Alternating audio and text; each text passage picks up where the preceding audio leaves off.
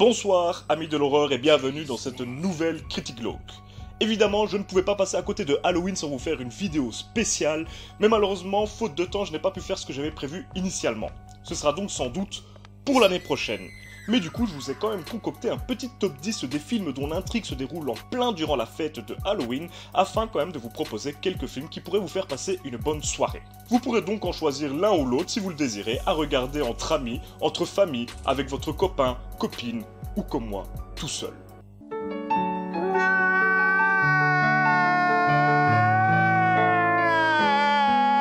Je vous souhaite donc à tous une très bonne vidéo et un joyeux Halloween.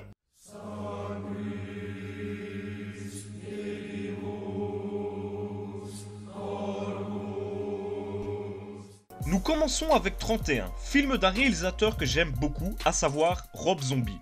L'histoire met en scène 5 personnes enlevées et forcées à participer à un jeu mortel le soir de Halloween où ils devront combattre des tueurs psychopathes déguisés en clowns. Le film est intéressant, bien qu'il ressemble fort à un sous Devil's Rejects, et même s'il ne fait pas spécialement peur, il est très violent et assez malaisant pour vous faire passer un moment digne de votre soirée de Halloween. Très clairement pas le meilleur film de cette liste, mais pas le pire non plus. Un 5 sur 10 comme note globale lui conviendrait bien selon moi.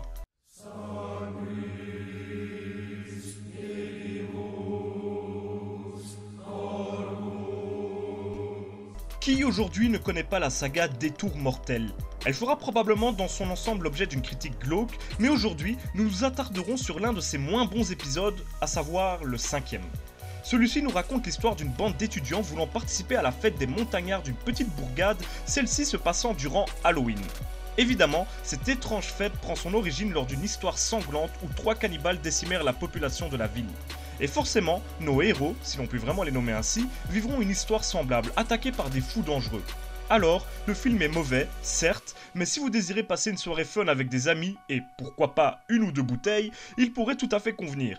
Donc ne vous attendez pas à mourir de peur, mais peut-être à vous marrer et à compter le nombre de clichés et ou faux raccords, tout en voyant divers personnages inintéressants se faire trucider durant toute l'histoire. Un léger 3 sur 10 serait une note correcte pour ce film, très oubliable malgré tout.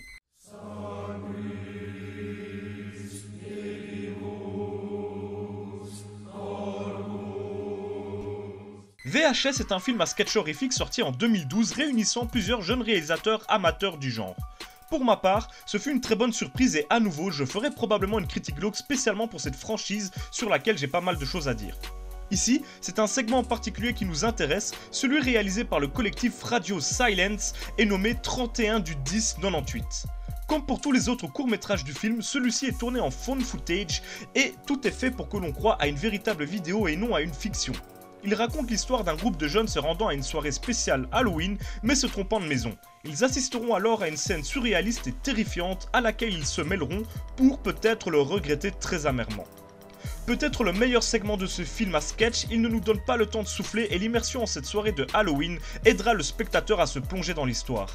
Ajoutez à cela les autres segments à la qualité certes relative mais dont certains sont vraiment très bons et à mon avis vous passerez une excellente soirée. Pour ma part, la note donnée à VHS aussi entre le 7 et le 8 sur 10. Rien que ça.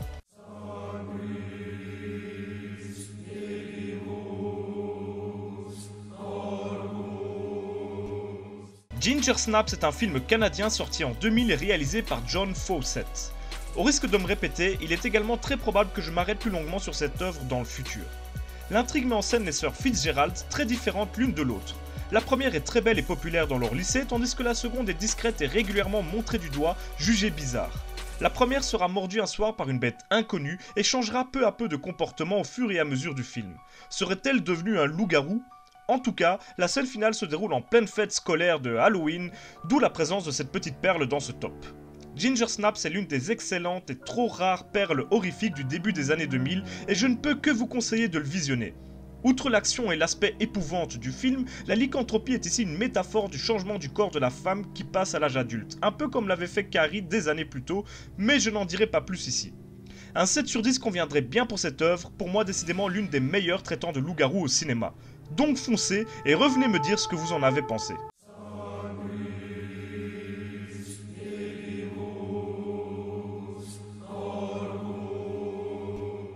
Deuxième film de Rob Zombie à figurer dans ce top, il était logique que je parle de La Maison des Mille Morts.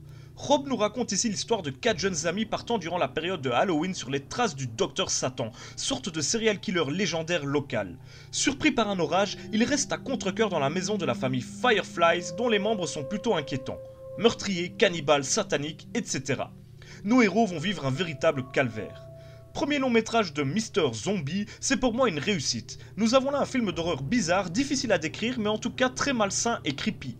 Les membres de la famille Fireflies, qui reviendront en héros pour Devil's Reject, forment ici une famille de rednecks dégénérés et psychopathes parfaits, à l'image des Sawyer de Massacre à la tronçonneuse.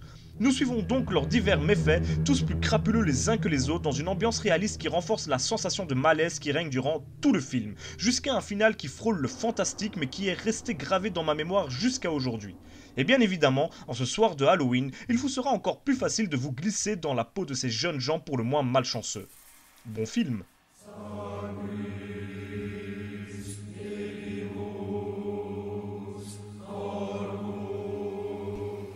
Et on enchaîne directement avec un troisième film de ce satané Rob, décidément guest star de ce top. Et vous vous doutiez forcément que ce film serait dans cette liste vu son titre, car ici, Mr. Zombie signe un remake de l'œuvre éponyme de John Carpenter en personne, à savoir Halloween, le slasher mettant en scène un certain Michael Myers, figure emblématique du cinéma d'horreur. Ici, on revient plus longuement sur la jeunesse du jeune Mike avant qu'il n'assassine la moitié de sa famille et qu'il soit placé en hôpital psychiatrique. 15 ans plus tard, il s'évade et décide de revenir protéger sa petite sœur qu'il a laissée en vie, tout cela le soir de Halloween. Voilà pour le coup un film que certains aiment détester, mais pour ma part, je l'ai adoré. À plusieurs égards, je l'ai même préféré à l'original, peut-être parce que j'apprécie particulièrement le style brutal et viscéral de Rob Zombie. Car cette version est beaucoup plus violente et premier degré que la première, et le réalisateur y a vraiment apposé sa patte, ce qui devrait être l'un des buts premiers de tout remake d'après moi. Du coup, Paris réussit à tous les niveaux, y compris au niveau financier, vu qu'il rapportera à peu près 80 millions de dollars pour seulement 15 millions de budget. Je lui donne sans hésiter un très bon 8 sur 10, donc n'hésitez pas à passer votre soirée de Halloween en compagnie de Michael, il sera ravi.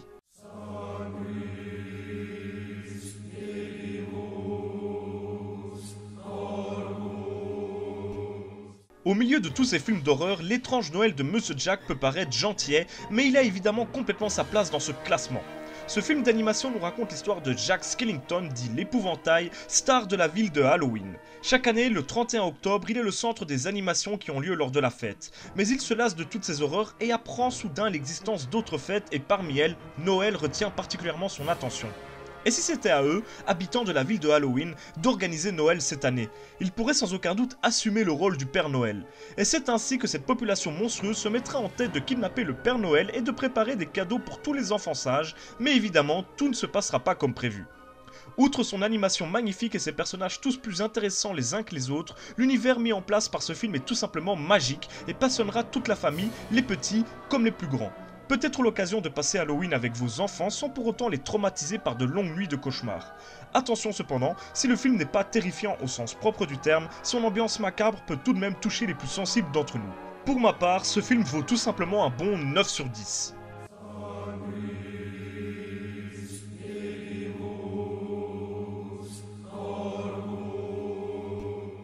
Dick Crow n'est certes pas un film d'horreur, mais il a clairement sa place dans ce classement et n'a à rougir devant aucune des autres œuvres dont je vous ai parlé jusqu'ici.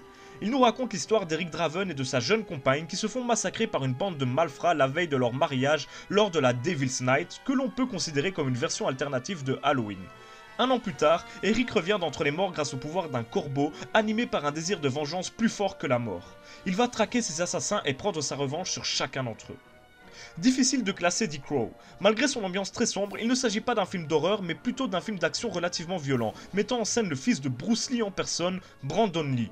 D'ailleurs, le destin funeste de celui-ci, qui décédera pendant le tournage de Dick Crow, participera à rendre le film quasiment culte. Si beaucoup ont leur propre théorie quant à la mort de Brandon, il n'est pas encore revenu d'entre les morts affublé de son costume de Dick Crow pour se venger. Du moins, pas à ma connaissance. Je lui donnerai un solide 7 sur 10 car même s'il ne fait pas partie de mes films préférés, il gardera toujours un statut très particulier à mes yeux. Donc foncez!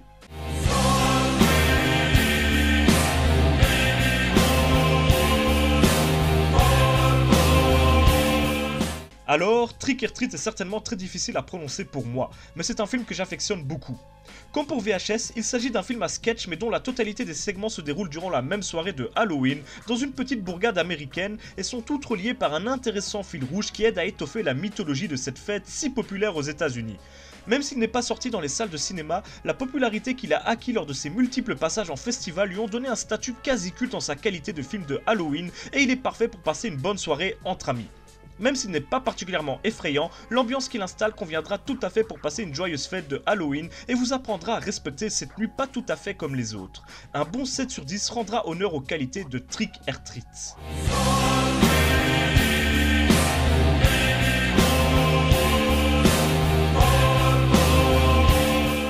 Comment faire un top des films se déroulant pendant Halloween sans parler du plus connu d'entre eux, le chef-d'œuvre du slasher de John Carpenter? Bon, comme pour son remake de Rob Zombie dont j'ai parlé précédemment, l'histoire met Michael Myers en scène en commençant par assister à travers son regard au meurtre de sa famille, lorsqu'il n'était encore qu'un enfant. Par la suite, il s'échappera de l'hôpital psychiatrique dans lequel il sera interné durant une quinzaine d'années et sèmera la pagaille pendant Halloween en assassinant des adolescents. Le Dr Loomis, qui est le seul à le comprendre, le prendra en chasse, tentant de prévenir les autorités locales du danger qui les attend. Très certainement l'un des films indépendants les plus rentables de l'histoire du cinéma, John Carpenter signe ici son 3e long métrage. Une histoire efficace, une musique devenue culte et également réalisée par Monsieur Carpenter, et surtout un tueur masqué légendaire et devenu une figure emblématique du slasher et même du cinéma horrifique dans l'ensemble. Son silence permanent et son masque de Capitaine Kirk dénué de la moindre expression les rendent encore plus implacables et effrayants, et rien de tel qu'un Michael Myers en forme pour vous permettre de passer une bonne soirée de Halloween. Un bon 8 sur 10 conviendra parfaitement à ce classique du film d'épouvante que je vous invite cordialement à découvrir ou redécouvrir, c'est toujours un régal. Et voilà, c'est déjà la fin de notre petit top 10 du jour, j'espère qu'il vous aura plu. Évidemment, il y a d'autres films dont l'intrigue se déroule au moins en partie durant l'histoire de Halloween. J'en ai choisi 10, il y en a d'autres, donc n'hésitez pas à m'en proposer si vous en connaissez dans les commentaires, ce sera avec grand plaisir. Et si jamais vous allez regarder l'un ou l'autre des films que je vous ai proposés et que vous ne connaissiez peut-être pas à la base, n'hésitez pas à me donner vos retours également dans les commentaires. Vous pouvez toujours vous abonner, me suivre sur les réseaux sociaux, etc. etc. Et surtout, n'oubliez pas, si vous avez peur, c'est que vous êtes toujours en vie. Ciao, à la prochaine.